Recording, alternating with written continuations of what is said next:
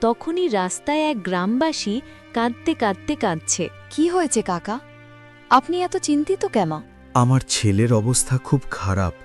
যদি তাকে চিকিৎসার জন্য বৈদ্যের কাছে না নেওয়া যায় তাহলে সে মরে যেতে পারে, কিন্তু আমার কাছে টাকা নেই। আমি বুড়ো এবং অসহায়। এবার কি করব?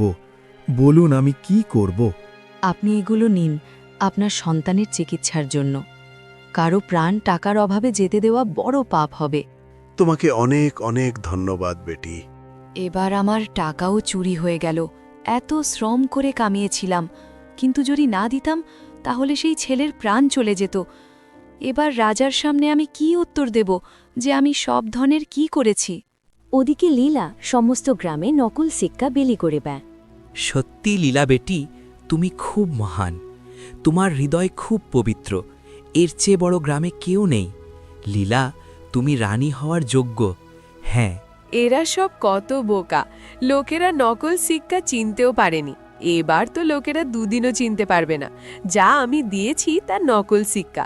তারপর আমার রাজকুমারের সাথে ধুমধাম করে বিয়ে হয়ে যাবে। পরের সকালে দরবারে উপস্থিত হন। বলো তোমরা দুজন, আমার ধনের কোথায় ব্যবহার করেছ? মহারাজ, আমি সেই ধন নিয়ে গিয়ে সব গ্রামের গরিব দুঃখীদের মধ্যে বিলি করে দিয়েছি, যাদের একবেলা খাবারও পাওয়া কঠিন ছিল। আমি তাদের সবাইকে সেই ধন দিয়ে দিয়েছি। তুমি খুব ভালো কাজ করেছ। ধন সবসময় গরিব দুঃখীদের দেওয়া উচিত, যাতে তাদের জীবনে স্বস্তি আসে। আর সুধা, তুমি তোমার ধন কোথায় ব্যবহার করেছ? মহারাজ, আমার ধন তো চুরি হয়ে গিয়েছিল, তাই আমি এক শেঠের কাছে গিয়ে সারাদিন মজুরি করেছি এবং যে ধন জড়ো করেছি তা এক বৃদ্ধ ব্যক্তিকে দিয়ে দিয়েছি, কারণ তার ছেলে অসুস্থ ছিল। যদি আমি টাকা না দিতাম তাহলে হয়তো তার ছেলে মরে যেত। তাই আমি শ্রম করে যে ধন কামিয়েছি তা এক গরিবকে দান দিয়ে দিয়েছি। এ মিথ্যা বলছে মহারাজ। আমার মনে হয় না দিদি এমন করেছে। দিদি সব ধন চুরি করে রেখে দিয়েছে।